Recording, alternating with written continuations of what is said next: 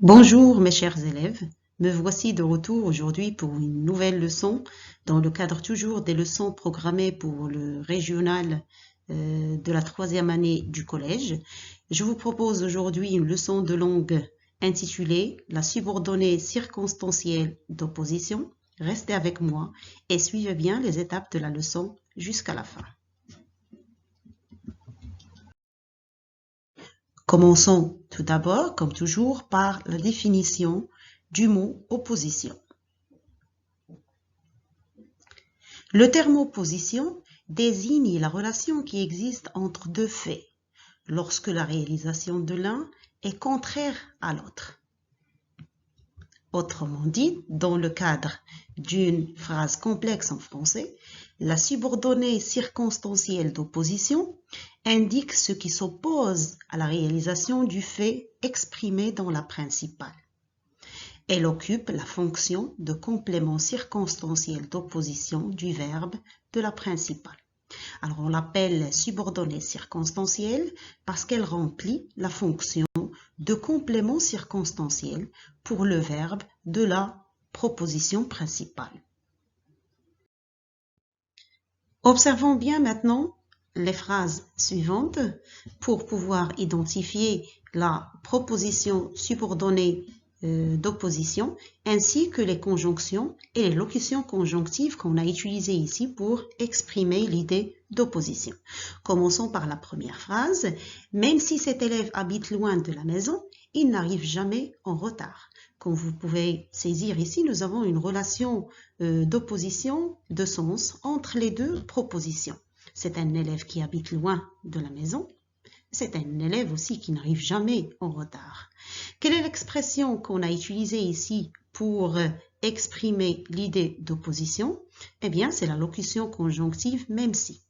On parle de locution quand on a une expression qui se compose de deux mots ou plus qu'on ne peut pas séparer. On l'appelle locution. Alors, c'est une locution conjonctive qui nous a permis de former la subordonnée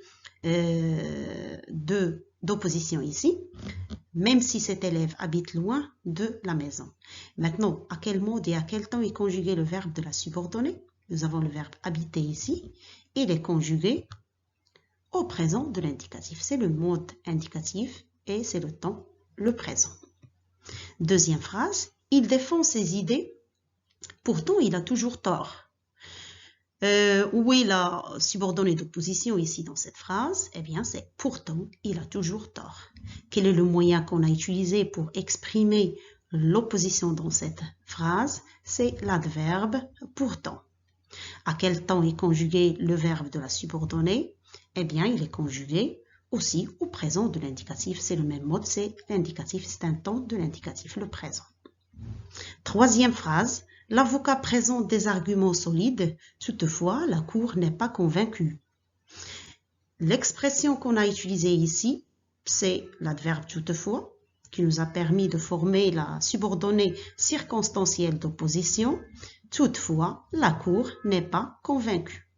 Maintenant, à quel temps est conjugué le verbe de la subordonnée? À quel temps et à quel mode? C'est le présent de l'indicatif. C'est le mode indicatif toujours. La quatrième phrase, la loi est claire, cependant elle n'est pas toujours respectée. Où est la subordonnée d'opposition dans cette phrase? Eh bien, c'est cependant elle n'est pas toujours respectée. Quel est le moyen qu'on a utilisé pour exprimer l'idée d'opposition ici? C'est l'expression cependant. À quel mode et à quel temps est conjugué le verbe de la subordonnée? Elle est toujours conjuguée au mode indicatif, c'est le présent toujours ici. Alors pour récapituler, on va dire les expressions qu'on a vues ici dans cette page, même si, pourtant, toutefois, cependant, sont toujours suivies du mode indicatif. Continuons toujours avec cette série de phrases. La cinquième, quoi qu'il pleuve, nous irons nous promener. Quelle est l'expression qu'on a introduite ici pour exprimer l'opposition? Eh bien, nous avons utilisé l'expression quoique. Maintenant, on a formé la subordonnée circonstancielle d'opposition, quoi qu'il pleuve. À quel temps est conjugué le verbe de la subordonnée? C'est le verbe pleuvoir. Il est conjugué ici au subjonctif. Il est conjugué au mode subjonctif et le temps, c'est le présent, c'est le subjonctif présent. Deuxième phrase, bien que tu sois fort, tu n'arrives pas à soulever ce poids. La proposition subordonnée circonstancielle d'opposition ici, c'est bien que tu sois fort. Quelle est l'expression utilisée pour exprimer l'opposition ici? Eh bien, c'est bien que. À quel temps est conjugué le verbe de la subordonnée? Ici, tu sois, c'est le verbe être. Il est conjugué aussi au mode subjonctif. Et le temps, c'est le présent, le subjonctif présent. La septième phrase, malgré la chaleur, cet enfant porte un manteau.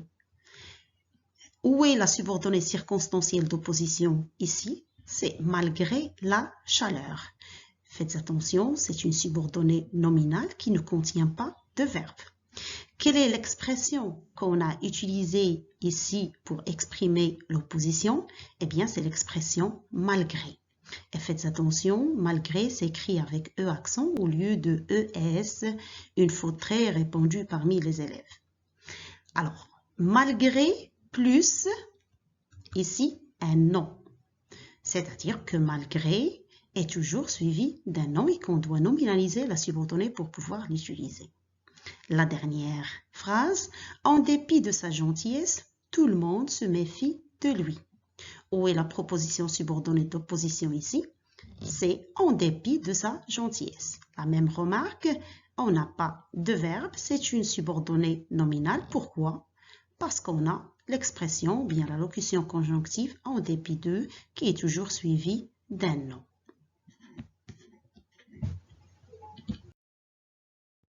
Ce que nous devons retenir maintenant, à partir des phrases que nous avons étudiées, c'est que nous pouvons exprimer l'opposition dans le cadre d'une phrase complexe en français à travers 3 catégories d'expressions. La première catégorie, qui exige comme mode l'indicatif, sont les expressions pourtant, cependant, toutefois, néanmoins, même si. Deuxième catégorie d'expression, nous avons l'expression quoique, bien que, qui est toujours suivi du subjonctif. Et troisième catégorie d'expression, nous avons malgré, en dépit de, qui sont toujours suivis d'un nom, c'est-à-dire qu'on doit faire attention et on doit nominaliser la subordonnée pour pouvoir les utiliser. Passons-nous maintenant à l'application de ces règles dans le cadre d'un exercice. La consigne est la suivante. Exprimez l'idée d'opposition dans ces phrases en introduisant les moyens entre parenthèses. La première phrase, c'est une scène drôle, les spectateurs ne rient pas. Comme vous pouvez saisir, nous avons ici une relation de sens opposée entre les deux propositions. C'est une scène drôle, c'est-à-dire comique, qui doit faire rire normalement. Et nous avons les spectateurs qui ne rient pas. Bon, nous allons introduire l'expression « néanmoins ». La réponse, alors, est la suivante. C'est une scène drôle, néanmoins, les personnages ne rient pas. On va garder toujours le même mode, c'est l'indicatif. Deuxième phrase, il est intelligent, il n'a pas pu résoudre l'énigme. L'expression, le moyen qu'on doit introduire est malgré. Malgré, faites attention, on a dit, est toujours suivi d'un nom. C'est-à-dire qu'on doit nominaliser la proposition subordonnée pour pouvoir l'introduire. La transformation est la suivante. Malgré son intelligence, il n'a pas pu résoudre l'énigme. On a pu nominaliser la subordonnée grâce à l'adjectif intelligent. Malgré son intelligence. La troisième phrase, le joueur s'est bien préparé, il n'a pas été sélectionné. Nous allons introduire l'expression bien que, qui est toujours suivie d'un subjonctif. Faites attention. La transformation est la suivante. Bien que le joueur se soit bien préparé. Regardez bien, on est passé ici au mode subjonctif. Se soit bien préparé. Il n'a pas été sélectionné. La dernière phrase de cette page, notre équipe a perdu le match, elle a bien joué. Nous allons introduire la locution conjonctive même si. même si qui est toujours suivi de l'indicatif.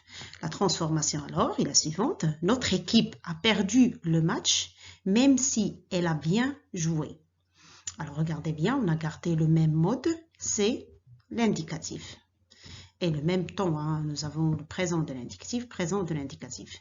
Faites attention ici, quand on a même si, qui est suivi par un pronom personnel, sujet de la troisième personne du singulier, il ou elle, on fait attention, quand il est suivi par il, nous transformons l'expression en même s'il, c'est-à-dire il y a omission ici de la voyelle i.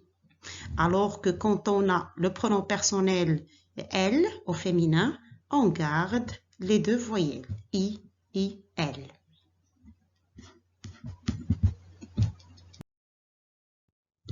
Cinquième phrase maintenant. Il est interdit de klaxonner pendant la nuit. Certains automobilistes utilisent leurs avertisseurs. Nous allons introduire l'expression « cependant » qui exige ou bien qui est toujours suivie de l'indicatif. Nous avons maintenant une transformation très simple. Il est interdit de klaxonner pendant la nuit. Cependant, certains automobilistes utilisent, nous avons gardé toujours le présent de l'indicatif, c'est le même mode, utilisent leurs avertisseurs. La sixième phrase, il est interdit de chasser dans cette zone, on y trouve de nombreux braconniers. Nous allons introduire l'expression quoique, qui est toujours suivi du mode subjonctif. La réponse est la suivante. Quoi qu'il soit interdit de chasser dans cette zone, on y trouve de nombreux braconniers. Comme vous pouvez voir ici, on a transformer le verbe, bien sa conjugaison, au mode subjonctif.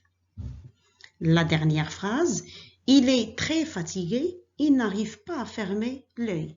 Nous allons introduire la locution conjonctive en dépit de, qui est toujours suivie d'un nom, c'est-à-dire qu'on doit nominaliser la subordonnée et nous avons le moyen pour le faire puisque nous avons un adjectif ici dans cette proposition. Alors, nous allons transformer la phrase et la réponse est la suivante.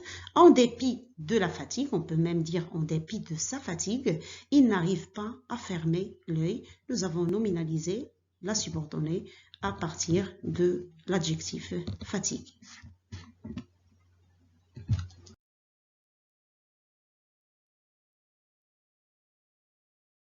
La leçon d'aujourd'hui touche à sa fin. Je vous dis merci beaucoup pour votre attention. J'espère que vous avez pu suivre jusqu'à la fin toutes les étapes de la leçon, que vous avez pu saisir les formations et les transformations faites pour former la subordonnée circonstancielle d'opposition. Si vous avez des questions à poser ou des commentaires, n'hésitez pas à les laisser pour moi sous la vidéo ici. Je vous dis au revoir et à la prochaine leçon.